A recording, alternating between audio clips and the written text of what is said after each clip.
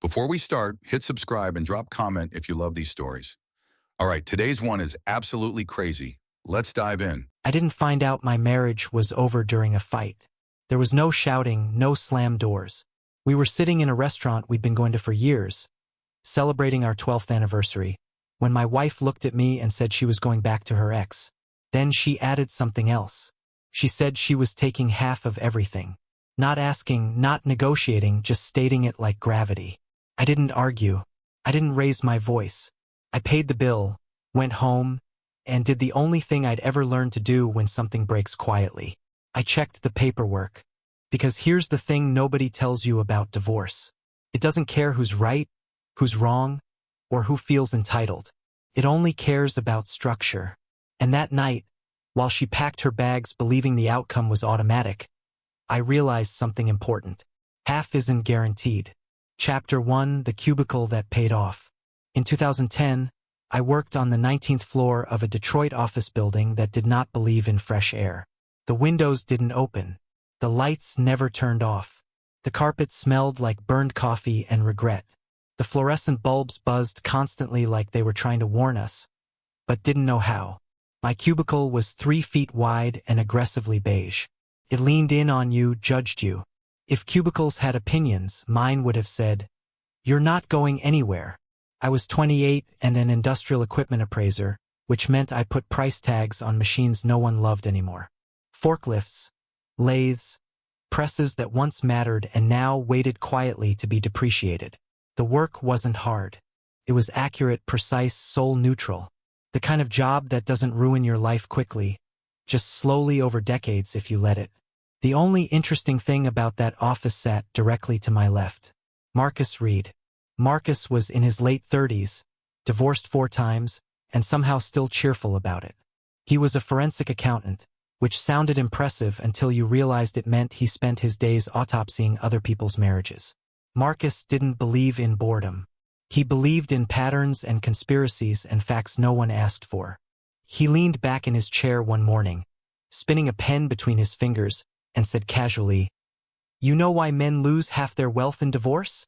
I didn't look up from my spreadsheet. "Because they cheat." Marcus snorted. "No, cheating's just the excuse. The real reason is joint accounts." I finally turned. "That's it. That's it," he said. "Guy builds a 7-figure business from scratch. Keeps everything shared because it feels romantic. Marriage ends. Romance exits the building. Judge doesn't care about vibes. Judge cares about structure." He clicked his mouse and pulled up a file. "See this one? Landscaping company. 17 years. He paid himself through the joint checking account because his wife handled the household finances." "What happened?" Marcus smiled. "Not happily. Educationally. She handled half his company." I went back to my screen, pretending this was background noise. Marcus never noticed when people pretended. "Men think being a good husband means trusting completely," he continued, opening another file. "They don't realize there's a difference between trust and preparation until they're signing paperwork that transfers businesses they built with their own hands." I shrugged. "Sounds depressing." Marcus nodded. "It is. Want another?" "No. Too bad." He leaned over the cubicle wall like a friendly raccoon. "Also, fun fact, Jersey Shore shark attacks of 1916. They never caught the shark." I blinked. "What?" "For people killed, some in a creek. Freshwater. Everyone blamed the ocean. Shark was never caught." He paused. "People like closure. Reality doesn't provide it." "Why are you telling me this?" "Same reason," he said. "People assume danger comes from where it feels dramatic. It doesn't. It comes from what you ignore." I stared at my spreadsheet. Column F suddenly felt very important. Marcus swiveled back to his desk. "Anyway, if you ever get married, separate ownership, documented access, clean paper trail. Think of it like corporate tax strategy. Romance is not a defense." I didn't respond. At 28, marriage was theoretical, something adults did, something you deal with later like retirement or colonoscopies. I was single, mildly underpaid, and deeply uninterested in building a life that required a legal exit strategy. But I listened. Not the way you listen to advice. The way you listen to weather forecasts when the sky is still blue, vaguely, casually, just enough to remember where the exits might be if the sirens ever started. The cubicle hummed. The lights buzzed. Marcus opened another divorce file, and without knowing it, I learned the most valuable lesson of my financial life in the most miserable office I would ever work in. Chapter 2.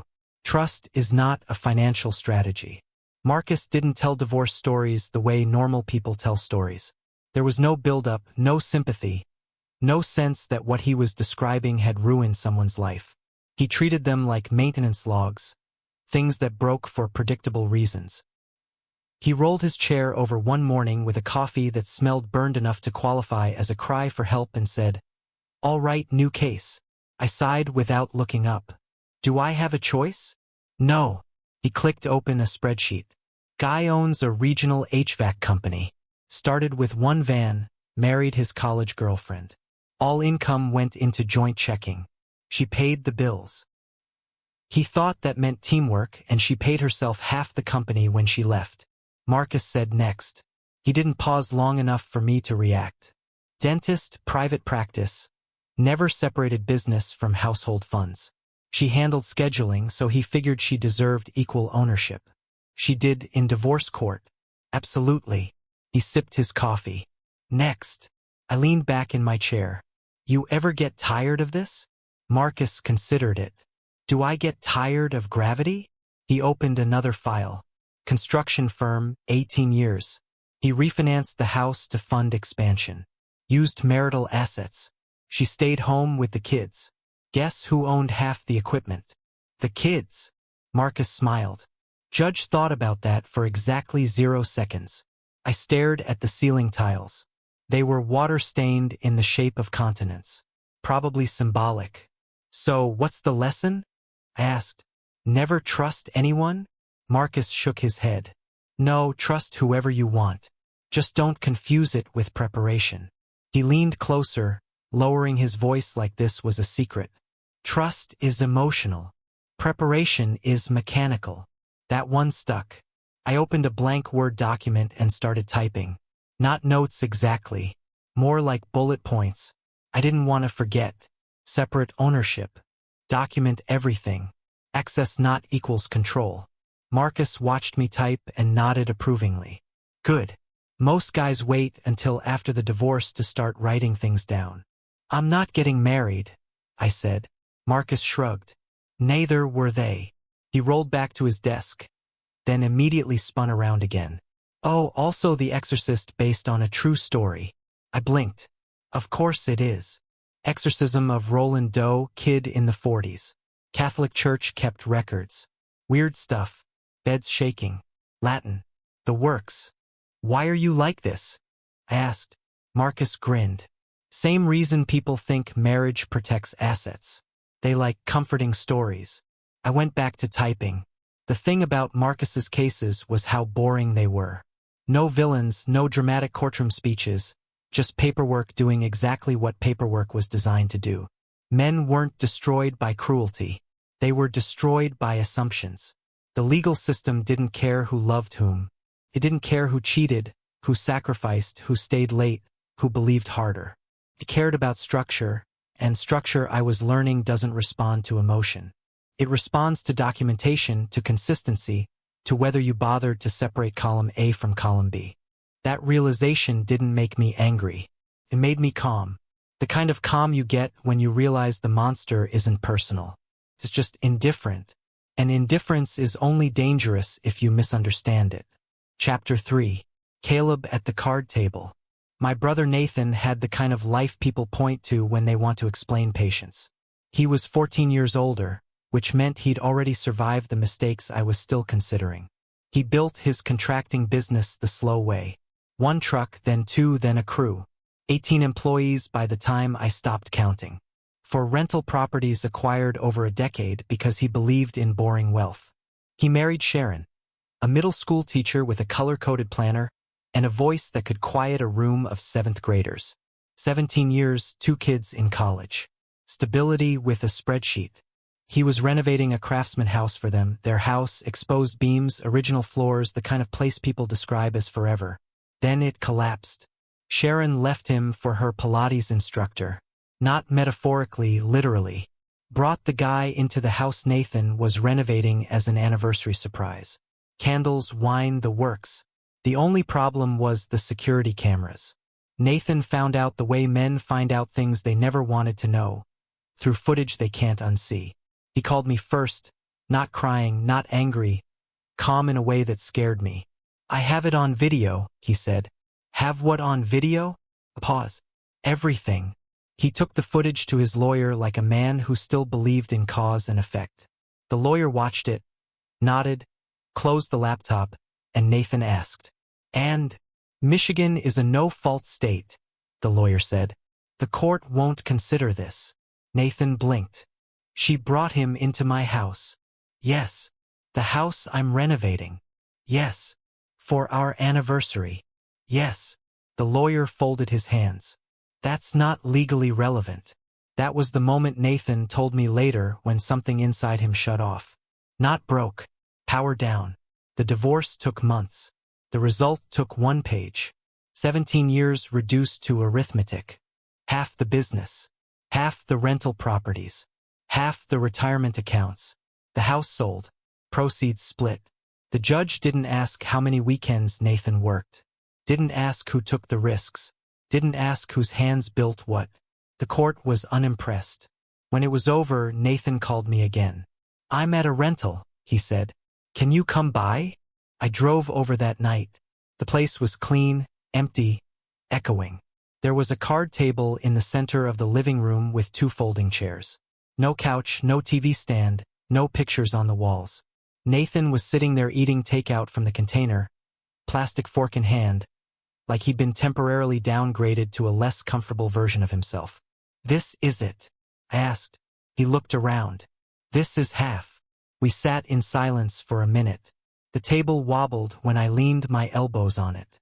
"She moved him into the old house," Nathan said casually. "Kids won't speak to her. Doesn't matter." "What do you mean doesn't matter?" He shrugged. "Legally." He looked at me then. Really looked. "Don't ever assume fairness. Alex," he said, "the system doesn't reward it. It rewards documentation, preparation." He gestured at the card table. "I trusted completely," he continued. "Documented nothing, and I paid for it with half my life's work." There was no bitterness in his voice, just exhaustion. The kind you get when you realize anger won't change the outcome. I stayed for an hour. We didn't talk much. There wasn't anything to say that would improve the furniture situation. When I left, the image stayed with me. My older brother, a man who did everything right according to the stories we're told, eating dinner off a folding table because the law does not care about stories. That night, I understood something Marcus had been circling for months. The real horror wasn't the affair. It was how little it mattered. Chapter 4. The Never Again Protocol. Nathan's apartment was quieter than it had any right to be. No music, no television, no ambient noise pretending to be comfort. Just the low hum of a refrigerator that sounded apologetic about it. I stood in the doorway for a moment after he let me in, waiting for the anger to show up. Didn't. What filled the room instead was absence. Empty walls, empty shelves. A couch that looked like it had been chosen by someone who didn't plan to stay long. Silence does more damage than yelling. Yelling gives you something to push against. Silence just sits there and waits for you to notice it. Nathan gestured vaguely toward the kitchen. "Beer." "Sure." He handed me one, then leaned against the counter without opening his own. We didn't clink bottles. That felt inappropriate. "She took most of the furniture," he said. Not accusing, just reporting. "Legally, it was hers." "Legally?" I repeated. He nodded. "That word comes up a lot." We stood there for a minute, 2 men surrounded by negative space. Then he said, "I thought being fair would matter." "It should," I said. "It doesn't," he replied. I left not long after. There was nothing else the apartment needed from me. On the drive home, the city looked different. Same lights, same traffic, but something in the architecture felt dishonest. like it was all built on assumptions no one bothered to inspect. That's how I ended up at a Chinese takeout place with Marcus at 11 o'clock on a Wednesday. The kind of place where the menu is laminated, the chairs don't match, and every dish tastes vaguely like every other dish. Marcus was halfway through a carton of lo mein when I sat down. "You look like you just learned something expensive," he said. "My brother lost half his life," I replied. Marcus chewed thoughtfully. "That tracks." I told him everything. The cameras, the lawyer, the card table. Marcus listened without interrupting, which for him was an act of respect. When I finished, he wiped his mouth with a napkin and said, "All right, then we formalize it." "Formalize what?" He took out a pen and flipped the back of a receipt over. "Rule 1, he said, writing as he spoke. "If either of us gets married, the other helps structure finances like a corporate merger." I blinked. "That's a lot." "Yes," Marcus said. "That's the point." "Rule 2, he continued. "No emotional prenups. Judges hate vibes. We build boring, layered, documented." I leaned back in the chair. "This sounds insane." Marcus nodded. "It's called preparation. What do we call it?" He thought for a moment, then wrote a title at the top of the receipt in block letters. "The Never Again Protocol." I stared at it. "That's dramatic," I said. "It's sincere," he replied. He slid the receipt across the table. "If love works, great," Marcus said. "If it doesn't, this keeps the damage contained. Not to punish anyone, just to survive." I folded the receipt and put it in my wallet. No oath, no handshake, no inspirational speech, just agreement. Outside, the city kept functioning. Marriages kept happening. Courts kept not caring. And two men in a mediocre Chinese restaurant quietly decided not to be surprised again. Chapter 5. Love with Documentation. I met Jennifer Mills at a barbecue in Corktown on a Saturday that smelled like lighter fluid and optimism. She laughed easily. Not performative, not strategic. The kind of laugh that made people turn their heads because it sounded like something good had just happened nearby. She was a graphic designer, creative, quick, warm in a way that felt earned. We talked for 5 hours straight, standing too close to a grill neither of us was responsible for. When I got her number, I didn't think about Marcus. I didn't think about Nathan. I didn't think about protocols. I thought about seeing her again, and I did. Dates followed. Then more dates. Then the quiet assumption that toothbrushes migrate on their own. Cohabitation happened without ceremony. Engagement happened with it. Somewhere in there, I fell in love genuinely, inconveniently without reservation, which is when I started organizing folders. Not because I doubted her, because I respected reality. While Jennifer picked fonts for freelance projects, I picked structures. Quietly, methodically, like a man installing smoke detectors while the house was still new. LLCs, separate ownership, access without control, documentation for everything. Not prenups with emotional language judges roll their eyes at. Not romantic promises dressed up as contracts. This was boring, corporate, built to survive scrutiny, not feelings. Jennifer never noticed. Or maybe she noticed and didn't care. Both were comforting. The wedding was beautiful. One of those days that feels curated by someone who wants the world to make sense. Friends cried, parents beamed. The vows were sincere enough to make me briefly believe the universe was taking notes. At the reception, my mother hugged me and whispered, "She's wonderful, Alex." "I know," I said, and I meant it. Later that night, after the gifts were stacked and the last song faded, I opened the fireproof safe in our bedroom closet, slid the documents inside, closed it, turned the dial. Jennifer was already asleep, hair spread across the pillow like she'd won something. I watched her for a moment, then turned off the light. The paperwork didn't feel ominous. It felt responsible, like smoke detectors. Boring, silent, completely ignored. Right up until the day you're very glad they're there. Chapter 6. The Paperwork Phase. The changes didn't arrive dramatically. They never do. 3 years into the marriage, phones started resting face down on tables like they were shy. Passwords changed for security. Meetings multiplied, vague, urgent, the kind that ended with nothing concrete, but somehow ran late. None of it was enough to accuse. All of it was enough to notice. I didn't ask questions. Questions invite performances. I watched patterns instead. Patterns don't lie. They just repeat until you admit you're seeing them. That's when I activated phase 2. Marcus answered my call on the second ring. Breathless. I'm in the middle of a podcast, he said. They're finally talking about Area 51 correctly. Correctly how? I asked. They're admitting the timeline doesn't add up. The Air Force didn't declassify nothing for 70 years. A pause. Are we alone, Alex? I stared at my kitchen counter. I need paperwork. Another pause. Longer this time. Then warmly.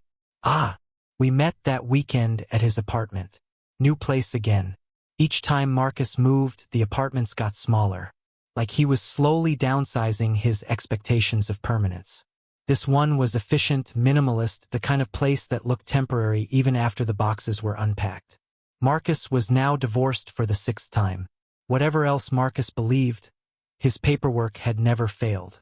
He referred to it as statistically impressive, which I suspected was how you cope when the alternative is asking uncomfortable questions. You want coffee? He asked. Or water? I stopped drinking. Alcohol lowers your defenses. To what? Influence, he said, already moving toward the counter. Also, women and possibly extraterrestrial suggestion. I didn't respond. Marcus sat across from me and rubbed his temples. He looked thinner, sharper around the edges. Like a man who slept lightly and trusted nothing that couldn't be footnoted. She said I was emotionally unavailable. He continued, unprompted. But how do you stay emotionally available when you know the government's lying about airspace violations over Nevada? I nodded slowly. Not agreement. Acknowledgement. She took the condo, he added. 5th one took the house. 4th one took the dog. 6th one just took time. He slid a manila folder across the table. Post-nuptial, he said. Clean corporate. No feelings. I picked it up, flipped through the pages. It was dull, painfully dull. The kind of document that made judges relax their shoulders. Judges hate feelings, I said. Judges love boredom, Marcus replied. Bored judges rule faster. Also, he leaned in, lowering his voice. Aliens are definitely underwater. I hesitated. For the first time since I'd known him, I hesitated. Marcus had always been eccentric, conspiracy adjacent, but this felt sharper, more certain, less playful. You okay? I asked. He waved it off. I'm fine. I just see patterns other people don't. That line landed heavier than he intended. Still, I needed the paperwork. And despite everything, despite the divorces, the podcasts, the theories, Marcus was still the smartest forensic accountant I knew. His documents held up. His structures survived scrutiny. Judges didn't care why you drafted something, only whether it worked. So I stayed. We framed the agreement as liability protection, client lawsuits, industry risk, shielding family assets. It was dull enough to induce a nap, which was exactly the point. Jennifer signed it on a Thursday night while half watching a reality show about strangers marrying on beaches. Do we really need all this? She asked and hovering. Probably not, I said. But a guy at work got sued. It spooked me. She shrugged. You and your paperwork face. She signed every page without reading. Didn't ask for a lawyer. Didn't skim, just flipped, signed. Flipped, signed. The cover page had said it plainly. Independent legal counsel recommended. She laughed and said, If I ever need a lawyer to trust my husband, we're already doomed. She initialed the advisory. Anyway, Marcus watched silently, eyes distant, like he was tracking something only he could see. When she finished, she handed the pen back. There, she said, protected from the apocalypse. From litigation, I corrected. Same thing, Marcus muttered. Different timeline. Jennifer went back to the show. I gathered the papers, aligned the corners, slid them into the folder. I felt nothing. No triumph, no guilt, just confirmation. Indifference is a kind of consent. Marcus leaned back in his chair. You know, he said, my 4th wife thought prenups were unromantic. What happened? She took the house, he said. I hesitated. Wasn't it the 5th wife that took the house? I thought the fourth one took the dog. Marcus went still. Not defensive, not confused, just blank, like a file that wouldn't open. For a second, I wondered if I'd misremembered. Then he blinked once and exhaled slowly. They all took something, he said. The way he said it wasn't bitter. It wasn't angry. It was factual. Like inventory. I stood up. Marcus didn't look at me as I grabbed my coat. As I walked out, he called after me. Trust is fine, Alex. Just don't outsource preparation. I drove home thinking about that, about trust, about preparation, and about how sometimes the person giving you the best advice sounds like someone you shouldn't be taking advice from anymore. Jennifer was asleep when I arrived. Phone face down on the nightstand. I put the folder in the safe, turned the dial, and filed the moment away for later. Chapter 7. Access without ownership. The year that followed was quiet, not happy, not unhappy, functional. Bills got paid on time. Groceries appeared in the refrigerator without discussion. Vacations were booked, taken, and posted about. Jennifer used the debit card the way people use gravity, confident it would always be there. Never curious how it worked.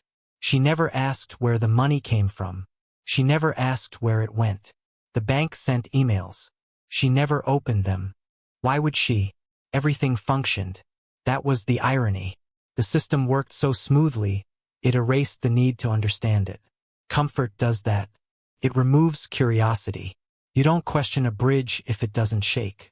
Ownership and access diverged quietly, like two lines separating so slowly you don't notice until you look back and realize they were never meant to meet again. I documented everything, not obsessively, methodically, the way you log mileage or back up a hard drive. No drama, no secrecy, just records. If you'd asked Jennifer whether she felt financially secure during that year, she would have said yes without hesitation. Probably laughed at the question. Security to her meant the card worked and the flight was booked. Access is not ownership. I thought it sometimes, rarely said it. Saying it out loud felt unnecessary, like explaining plumbing to someone who'd never seen a leak. Marcus called in early spring. I'm getting married, he said. I closed my laptop again. 7th time, he corrected. Statistically improbable if you think about it. I did think about it briefly. To who? I asked. A fashion model, he said. International, very tall. Knows things about Milan I can't verify. Does she know about Area 51? She pretends not to, he said. Which means she does.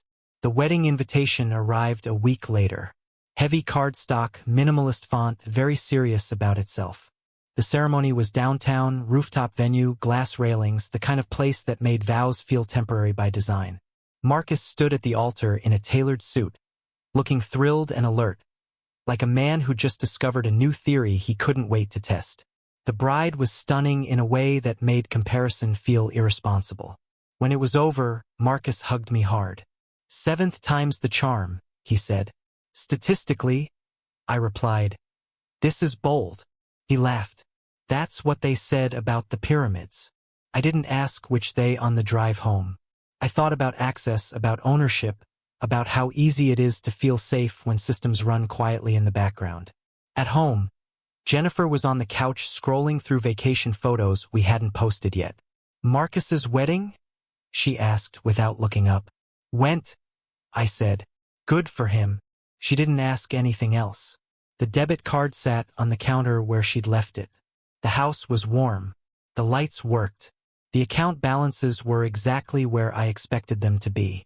Comfort had settled in, and comfort, I knew, makes people careless, which is why I kept documenting quietly, boringly, just in case the bridge ever started to shake. Chapter 8. 12 years and 3 minutes. I planned the anniversary like a software update. Same Greektown restaurant, same corner table by the window, the kind of place that believes in lighting as an emotional accessory. I booked it 4 weeks in advance, requested the table specifically, and bought the blue dress a month earlier because Jennifer once said it made her eyes look less tired. I thought nostalgia might do what conversations hadn't. That was my mistake. The restaurant looked exactly the same. Polished wood, low music, candles pretending not to flicker. The host smiled like he recognized us. Not personally, but as a category. Happy anniversary, he said. Thank you, I replied. Jennifer smiled. The kind you use for neighbors. We sat, ordered wine, made small talk the way people do when they've already decided the evening has a purpose. How's work? She asked. Functional, I said. She nodded, satisfied with the lack of detail. We talked about the weather, about the neighbors replacing their deck, about our daughter's finals, all the things that prove you're still legally married, even if emotionally you've stopped checking in. The appetizers arrived. Jennifer took one bite, set her fork down carefully, and looked at me like she was about to ask for the check. Alex, she said, I need to tell you something important. My first thought was medical. The second was financial. Both felt manageable. I'm going back to Trevor, she said. My ex from college. I don't think we should continue this marriage. She said it calmly, efficiently, like she'd rehearsed it in front of a mirror and trimmed out the unnecessary adjectives. The waiter froze mid-step on his way with our entrees. The couple at the next table stopped, pretending not to listen. I set my fork down. You're leaving, I said. Yes, she replied. I thought about it for a while. I see. She exhaled, relieved I wasn't shouting. You're a good husband, Alex. You really are, but I'm bored with our life. And honestly, Trevor has always been my true love. The word always landed hard. Not dramatically, precisely. I should never have let him go, she added. 12 years evaporated in 3 minutes. Then she said the part that helped. I never really loved you, I settled. You were safe, stable, but that's not enough anymore. The restaurant went very quiet. I wiped my mouth with my napkin, folded it once, then again. Then you should leave tonight, I said. Her expression changed. Confusion flickered, followed by disappointment. What? You heard me, I said. Pack your things tonight. I'll sleep in the guest room. I want you gone before I wake up tomorrow. She stared at me, searching for the argument. She'd prepared to win. You're not even going to fight for us? You just told me there was never an us, I said. So no. I stood, placed cash on the table, enough to cover the meal and the illusion of closure, and walked out. Behind me, Jennifer sat very still. The waiter never brought the entrees. I drove home in silence, already running checklists in my head. And that was how 12 years ended. Not with a scene, with a sentence. Chapter 9. Leave tonight. Jennifer expected resistance. Tears maybe. Bargaining. A speech about vows. Something she could summarize later as we tried. She got logistics. I beat her home. Not out of urgency, out of habit. When things break, I move them out of the way first. I changed into a t-shirt, took my phone charger, and moved to the guest room. Clean sheets, neutral walls. It smelled like nothing, which felt appropriate. Then I started making calls. Not emotional calls. Administrative ones. Marcus first. Straight to voicemail. It's happening. Then my attorney. Short message. She left tonight. Call me in the morning. Then the bank. Because of course. An hour later, the front door opened. Jennifer came in like a storm announcing itself. Shoes kicked off too hard. Closet doors thrown open. Drawers slammed with intention. She narrated the entire process on speakerphone. I'm finally doing it, she said to someone. No, I'm serious this time. I just couldn't keep living like that. Like exactly was unclear. She dragged suitcases down the hallway like props in a one-woman show. Paused occasionally, waiting for me to interrupt. I didn't. I stayed in the guest room, sitting on the edge of the bed, listening to the performance. I told him, she continued loudly. He didn't even fight. Just let me go. Honestly, that says everything. It did, just not what she thought. Around midnight, she rolled the last suitcase to the door, stopped, waited, silence stretched. I could almost hear the version of the moment she'd planned. Then she said it. You can play the tough guy all you want, she called out, voice sharp with confidence. But at the end of it all, I'll take half of everything. I didn't respond. The front door opened, closed. I heard the sound of a car door. Trevor's engine turned over, idled, then pulled away. I waited until the noise faded completely. Then I picked up my phone and made one more call. This one didn't go to voicemail. "It's done," I said. When he answered, "She left." There was a pause on the other end. Then a quiet laugh. "She actually said that?" Marcus asked. "Yes. 12 years," he said. "Never asked how things were structured. Not once." I looked around the empty house. Felt bigger already. "No," I said. "She never did." I ended the call, set the phone down, and turned off the light. The house hummed. The systems kept working. Nothing collapsed. And somewhere in the city, Jennifer rode away believing she'd just won the first move. Chapter 10. She thought half was automatic. Confidence travels faster than facts. By Monday morning, Jennifer's confidence had found a spokesperson. Her sister, Rachel Thompson, called me at 9:15 a.m. on the dot. No hello, no introduction, just momentum. "Alex," she said brightly, like we were about to plan a baby shower. "I'm representing Jennifer now." "I assumed," I said. "Good," Rachel replied. "That saves time." Her tone was upbeat, energized. The way lawyers sound when they believe the math is already done. "I'll be very clear," she continued. "You can either cooperate or you can fight. If you fight, we will prolong this until you're emotionally and financially exhausted. I've seen men try to be principled. They end up broke and bitter." She paused. Not for my response. For emphasis. This was a long marriage. Shared life, shared assets. The outcome here is standard. Fighting just increases your suffering. I let her finish. Rachel had earned that courtesy. "We'll be seeking half of everything," she went on undeterred. "Business interests, property, retirement. Jennifer was your wife, not a roommate. Judges don't look kindly on men who try to get clever." I pictured her smiling as she said it. Smiles come through the phone when they're confident enough. "You don't want this to get ugly," Rachel concluded. "And believe me, it will if you force it." I thanked her for calling. She seemed pleased by that. After we hung up, I didn't pace. I didn't swear. I didn't feel threatened. I opened my email, attached a voicemail file, and forwarded it to Mr. Patterson with a single line. FYI. Patterson called back 25 minutes later. "Has she read the documents?" he asked. "That was your takeaway?" "Yes," he said. "Because if she had, she wouldn't sound this optimistic." I leaned back in my chair. "She hasn't read anything," I said. "She assumes half is automatic." Patterson exhaled, amused. "That's common," he said. "People think marriage works like a vending machine. Insert years, receive assets." "So what do we do?" "Nothing," he replied. "Not yet. Let them enjoy the theory phase." I hung up and sat there for a moment. Jennifer thought half was guaranteed. Rachel thought intimidation was leverage. Both thought the story had already been written. They hadn't read the footnotes. And in my experience, that's where things get interesting. Chapter 11. Authorized user. I got served the next morning.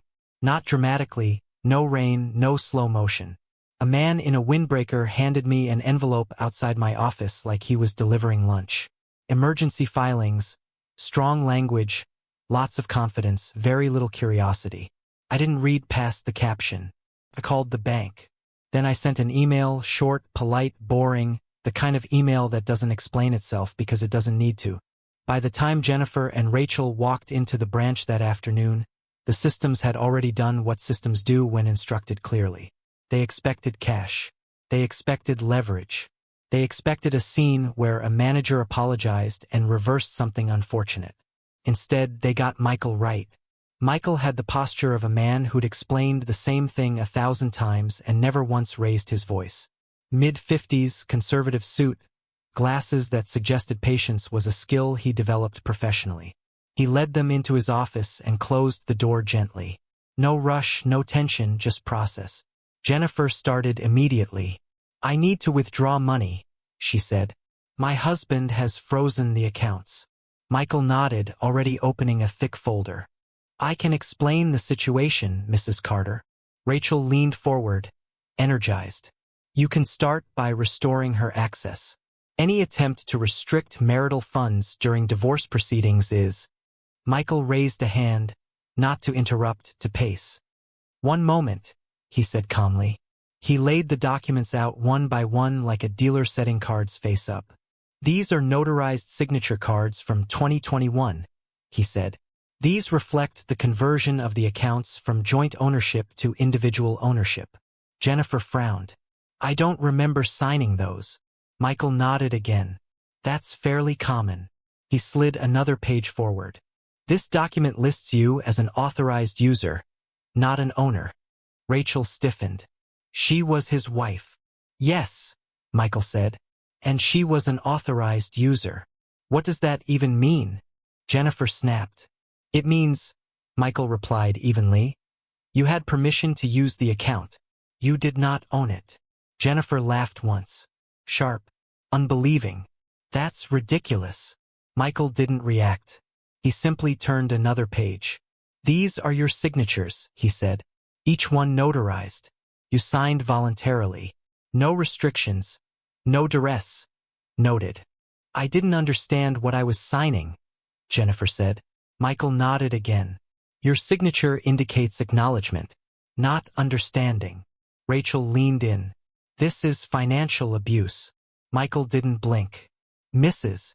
Carter," he said, "your access was revoked automatically when you filed for divorce. That is standard procedure when an authorized user is no longer part of the household unit." "So, you just cut me off?" Jennifer demanded. "You relinquished access when you initiated legal separation," Michael corrected gently. He reached into the folder one last time. "And this," he said, sliding a single page forward, "is a customer satisfaction survey you completed 4 months after the account restructuring." Jennifer stared at it, her handwriting, her signature. In the comment box, she had written, "I really appreciate how my husband handles all the boring financial stuff. He's much better at it than I am." Smiley face. The smiley face was unmistakable. No one spoke. Michael waited. Rachel gathered her papers slowly, the way people do when momentum has failed them. "This isn't over," she said. Michael handed her his card. "You're welcome to file any complaints you feel are appropriate. We'll provide certified copies of everything." They left without another word. Michael called me an hour later. "She genuinely didn't know," he said. 12 years, Alex. She never once asked what she was signing." "I know," I said. Michael paused. "That's unfortunate." "So is assuming access means ownership," I replied. He was quiet for a moment. "Fair point," he said. I hung up and looked at the folder on my desk. Documentation hadn't raised its voice. It hadn't accused anyone. It had simply existed. And sometimes that's enough. Chapter 12. The Nuclear Filing. Rachel escalated the way people do when confidence runs into resistance. Loudly, quickly, with paperwork. By Thursday morning, I was served at work. The process server was polite in the way people are when they know they're delivering bad news but don't want it splashing on their shoes. He handed me a manila envelope thick enough to double as a defensive weapon. "Alex Carter? That's me. Sorry about this. 38 pages, emergency motions, plural, financial abuse, asset concealment, coercion, retaliation, emotional cruelty through spreadsheets." The language was urgent, italicized in places, bolded where feelings had been promoted to facts. Rachel wasn't angry. She was energized. I called Mr. Patterson from my office before I'd finished the first page. "She went nuclear," I said. "Yes," he replied calmly.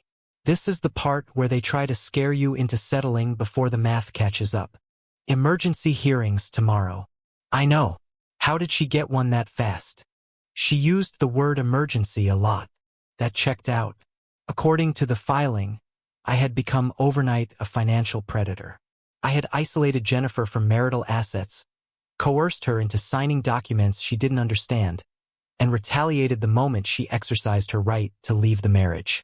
I had apparently liquidated assets at record speed and left her destitute, wandering the earth without access to money, shelter, or basic human dignity.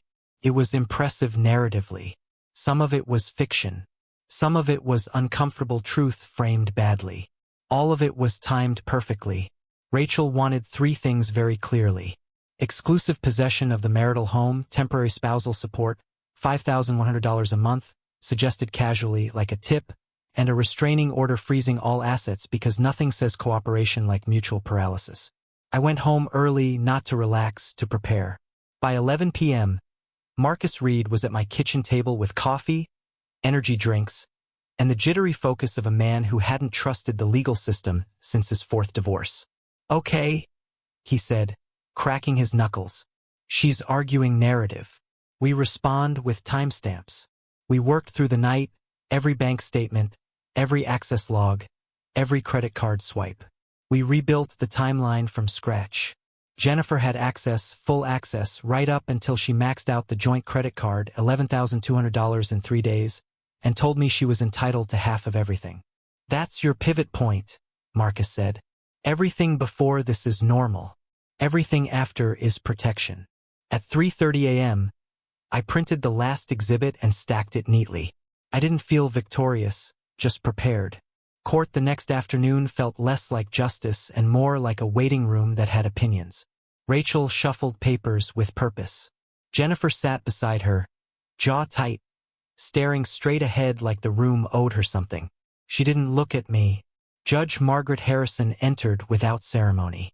No robe adjustment, no dramatic pause. She sat, opened the file, and immediately looked tired. "Ms. Thompson," she said, "you requested emergency relief. You may proceed." Rachel stood confident, animated. "Your Honor, my client has been financially isolated," she began. "Cut off from marital assets. Her husband systematically concealed accounts, revoked access, and retaliated the moment she exercised her right to leave the marriage." She spoke quickly, efficiently, like she was racing a clock only she could see. "This is textbook financial abuse." The judge listened, took notes, didn't interrupt. Patterson leaned toward me. "She's very proud of this." When Rachel finished, Judge Harrison turned to Patterson. "Mr. Patterson," he stood calmly. "Your Honor, Mrs. Carter was an authorized user, not an account owner. Her access ended when she filed for divorce. No assets were concealed. Documentation was provided. Nothing here qualifies as an emergency." The judge flipped through the exhibits. Slowly, painfully, slowly. "Ms. Thompson," she said at last, "this court takes allegations of financial abuse seriously." Rachel nodded, encouraged. "But," the judge continued, "this court also takes exaggeration seriously." Rachel's smile tightened. "I am granting temporary relief to maintain the status quo," Judge Harrison said. "Mrs. Carter will have temporary access to the household account for ordinary expenses only. Mr. Carter, you will vacate the marital residence for 45 days. My stomach dipped. Not dramatically, just enough to register. Jennifer finally looked at me and smiled. A small smile, satisfied, almost nostalgic. I'd made her leave once. Now she got to go back, if only for 45 days. "This is not a finding," the judge added. "It is a pause." She looked directly at Rachel. "And if I determine these allegations have been overstated or filed in bad faith, there will be consequences." "Yes, Your Honor," Rachel said quickly. The gavel came down. Not hard, just enough to be heard. In the hallway, Rachel smiled like someone who'd won something temporary and planned to celebrate anyway. "This is just the beginning, Alex," she said. "Hope you like hotels." Patterson touched my arm. "Let's go." In the elevator, I exhaled. "We lost the house," I said. "Temporarily," he replied. "Judges like stability while they decide who's exaggerating." 45 days. A suitcase. A minor inconvenience dressed up as catastrophe. It wasn't victory, but it wasn't defeat either. It was court doing what court does best, taking everything very seriously, especially the things that don't last. Chapter 13. Discovery is a weapon. Discovery didn't arrive dramatically. It arrived in boxes. Brown ones. Bankers' boxes. the kind designed to survive floods and institutional indifference. Rachel requested everything. Not metaphorically, literally. 8 years of bank statements, every account, every transfer, mortgage histories, renovations, credit cards, business records, emails that had ever brushed against money, texts that might have overheard money from another room. Mr. Patterson slid the request across his conference table and sighed like a man reading a grocery list written by a lunatic. "She's fishing," I said. "Yes," he replied. "With a net." I complied fully, not because I was noble, but because resistance only tells people where to dig harder. Discovery punishes hesitation. Transparency, even ugly transparency, is cheaper. For days later, we started seeing the problem. Patterson tapped a line on the spreadsheet. "Mortgage payment," he said. "Account ending 6152. "That's the house," I said. "Autopay." "Yes," he replied evenly. "And that account was joint." I frowned. "But that money came from my business distributions." Patterson nodded, patient in the way only family law attorneys become. "Once your income hit a joint checking account, it stopped being yours alone. Michigan doesn't care who earned it. Joint account equals marital funds." I felt something cold settle behind my ribs. "So, paying the mortgage from that account means you used marital money to reduce debt on your separate property," he finished. "That creates an equitable interest for Jennifer." "How much?" He ran the numbers out loud slowly with the tone of a man narrating a weather report. "Mortgage reduction since 2021.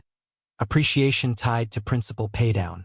Conservatively, you've exposed 25 to 45% of the equity increase." I stared at the ceiling. "And the renovations?" I asked. He slid another folder forward. "The 2022 kitchen remodel, $26,000. The 2023 deck replacement. The 2024 bathroom remodel, all paid from joint funds," he said. "That's reimbursement territory. Dollar for dollar at minimum. Possibly more if Rachel argues the improvements increased market value." I nodded. I remembered the checks, the convenience, the autopilot. "So, the structure worked," I said. "But execution didn't." "That's exactly it," Patterson replied. "Structure protects intent. Execution is what courts measure. You built a fortress. Then you ran plumbing through it without checking the pipes. No accusation, just diagnosis." 3 days later, Rachel amended her petition. The tone changed. What had started as financial abuse became reimbursement claims, equity arguments, and bad faith commingling. The same facts rearranged into language that turned sloppy execution into intentional misconduct. She wasn't arguing that I'd hidden money anymore. She was arguing that I'd used it wrong. And in family court, that distinction matters. We kept digging. A joint savings account I'd forgotten about, $3,800. Marital property. A stock purchase routed through joint checking before being transferred to my brokerage. Each one small together, a line item. Preparation, I realized, isn't the same as perfection. Judges don't reward intent. They reward execution. While we were pricing my mistakes, Trevor Hayes was being served. Certified envelope at work. Preservation letter. Notice of deposition. Third-party witness designation. Timeline questions. Text disclosure. Communications subject to discovery. Trevor called Jennifer from his car. I know because she told Patterson and Patterson told me. "They want me under oath," Trevor said, voice shaking. "About when this started, about your marriage." "That's intimidation," Jennifer said. "Rachel said it's standard." "It's not standard to read my texts out loud," he snapped. "I'm not losing my job over your divorce." He hung up. After that, Trevor began to vanish. Missed calls, vague excuses, Instagram stories that didn't align with availability. One afternoon, I checked. Red Wings game. Another woman tagged as his date. Contrast is educational. I sat in Patterson's office calmly pricing exposure. Trevor sat somewhere else, realizing too late that affairs are fun until they require timelines. Discovery kept grinding forward. Exhausting, relentless, unimpressed. It didn't care about intention. It didn't care about morality. It cared about flow, where the money went, when, and under what name, and slowly, inevitably, it did what weapons do best, not exploding, wearing things down. Chapter 14. Overreach and collapse. Rachel couldn't stop herself. Aggression had worked once. Early leverage, temporary possession, a smile in the hallway, and like most people who mistake momentum for inevitability, she assumed the next push would land the same way. Didn't. For weeks into discovery, I was served again. Another emergency motion, this one louder than the last. Mr. Patterson called me before I even opened it. "She's accusing you of hiding a business account," he said. "That's new," I replied. "It's also wrong." In the filing, Rachel alleged fraud, concealment, perjury. She claimed I'd failed to disclose a business account holding marital assets and demanded immediate sanctions, fees shifting, and expanded relief. Patterson opened my initial financial declaration and flipped to page 9. "There it is," he said, tapping the paper. "Account number. Balance listed clearly." "So, she didn't read it," I said. "Oh, she read it," he replied. "She just assumed you hadn't." He drafted the response in under an hour. Highlighted copy of my original disclosure attached. The allegedly hidden account circled in yellow like a children's workbook. Then he added something extra, a request for sanctions. The hearing was brief. Judges get very efficient when patience runs out. Judge Margaret Harrison didn't raise her voice. She didn't need to. "Ms. Thompson," she said, "you filed an emergency motion alleging fraud and perjury." "Yes, Your Honor." "Did you review the respondent's initial disclosures before filing?" Rachel hesitated, a fraction of a second too long. "I reviewed the materials available to me." "That is not what I asked," the judge said. Silence. "I am sanctioning you $900 payable to the court," Judge Harrison continued. "Additionally, you will reimburse Mr. Carter's attorney fees for responding to this motion." Rachel's face went rigid. "If I see another emergency motion like this without factual grounding," the judge added, "the sanctions will escalate." Gavel done. In the hallway, Rachel was already on the phone with Jennifer, voice tight, pacing like someone recalculating gravity. Patterson smiled, not smugly, professionally. "She's rattled," he said, "and rattled lawyers make worse decisions." Depositions followed. Rachel deposed Marcus Reed first, convinced she'd found a weak link. She hadn't. Marcus answered every question calmly, explained without flourish that he'd witnessed Jennifer sign documents while joking about my paranoia, that explanations had been offered, that disinterest wasn't coercion. Rachel didn't interrupt. She just kept flipping pages looking for a door that wasn't there. Then she deposed me. 7 hours, court reporter tapping away like a metronome for discomfort. She tried to make me sound controlling. "You handled all financial matters in the marriage, correct?" "Within the structure we agreed to," I said. "Yes. You didn't encourage your wife to seek independent counsel, did you?" "I told her she could," I replied. "I didn't insist." She leaned in. "Because you knew she wouldn't." "No," I said. "Because she wasn't interested." She pivoted to commingling. "You used joint funds to pay the mortgage on your separate property for 8 years." "Yes," I said. "That was an oversight." "An oversight that benefited you financially." "Yes." "An oversight that harmed my client." "Yes." No spin. No defense. The documents didn't care why, and neither did I. After that, Rachel filed 3 more emergency motions. Both denied. She tried to expedite the case. Denied. She accused me of additional concealment without evidence. Denied with a warning.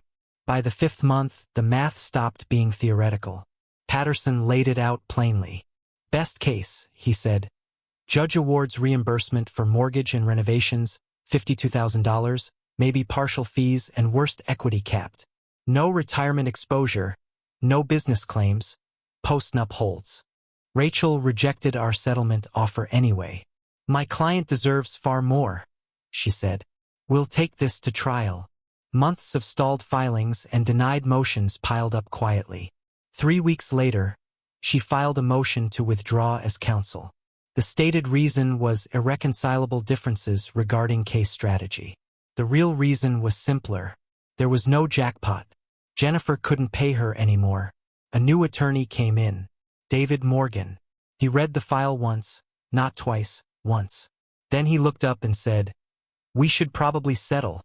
And just like that, the war ended. Not with victory, but with arithmetic. Courts tolerate mistakes. They punish exaggeration.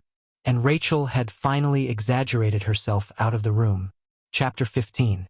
The ledger closes. By the time the settlement was signed, I knew exactly how much my mistakes cost. Not emotionally.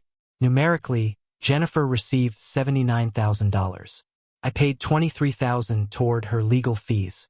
I kept the business, the investments, the retirement accounts, the structures that actually mattered. When Mr. Patterson slid the final worksheet across the table, he didn't dress it up.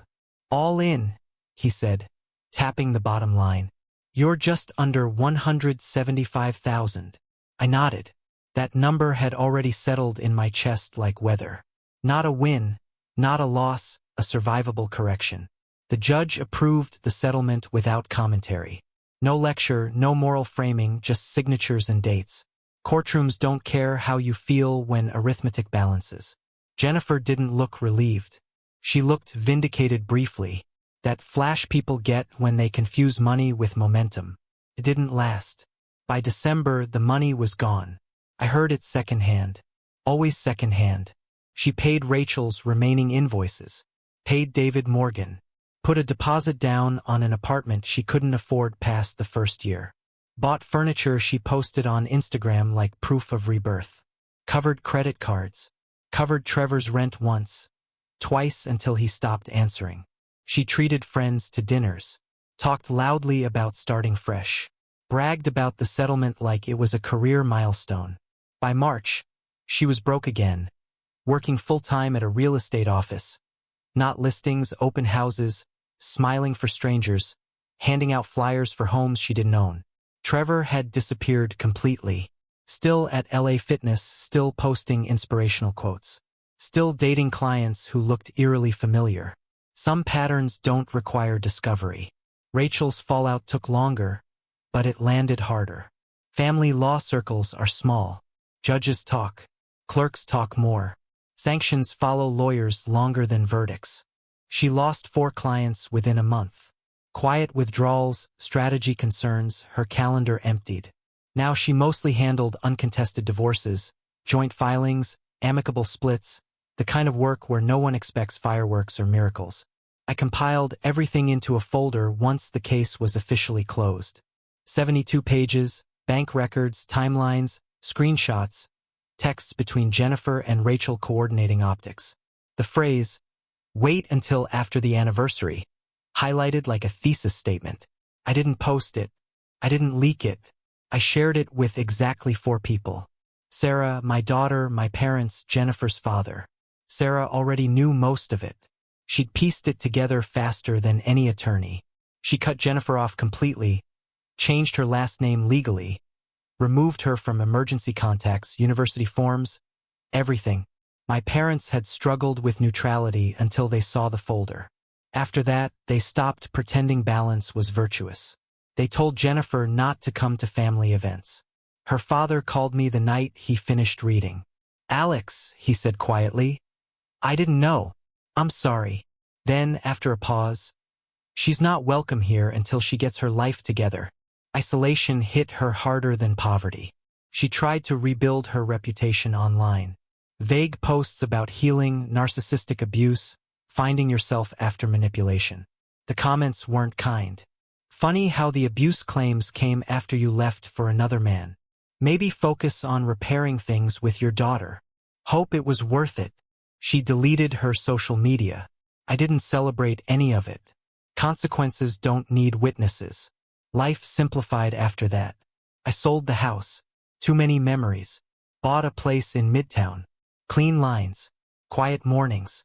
No ghosts in the walls. Sarah graduated in June. Big 4 offer already signed. Forensic accounting, of course. For the first time since I'd known him, Marcus stayed married to the fashion model. We took her grandparents to Greece after the ceremony. My parents drove in. We toasted quietly. She didn't invite her mother. Then last Wednesday, Sarah called from an unknown number. My phone died, she said. I'm borrowing a friend's. She sounded off. Dad, she said. Mom's been showing up outside my apartment. My hand tightened around the phone. How many times? For this month. Just standing there watching. Have you talked to building management? They said unless she tries to come inside or threatens me, there's nothing they can do. You should file for a restraining order. I know, she said. I already talked to Mr. Patterson. He's drafting it. Then she hesitated. There's something else. What? She left an envelope under my door last night. I closed my eyes. What was in it? Old family photos from when I was little. A pause. And a note. What did it say? Sarah's voice flattened. Rachel says, we have options. This isn't over. I stood at my window looking out at the city lights. Phone pressed to my ear. The divorce was finished. The settlement was final. The leverage was gone. That note wasn't about the marriage. It was about Sarah's trust. The one her grandmother left her. The one with an independent trustee. The one with zero parental access. The one Marcus Reed helped draft 7 years earlier during what he called his post-marriage paranoia renaissance. Jennifer didn't know that. Rachel didn't remember it. But some people gamble on chaos, and some of us build systems and wait. The ledger was closed. The preparation wasn't. Dear listeners, she thought 12 years guaranteed half. He thought trust was enough until paperwork proved otherwise. This story isn't about revenge. It's about assumptions versus preparation. Let's talk. Thanks for watching this powerful story about preparation and assumptions in marriage. What's your take? Should couples discuss financial structures openly from the start? Or does love require complete trust? Let us know in the comments. If the story made you think, hit like and subscribe for more true stories. See you next time.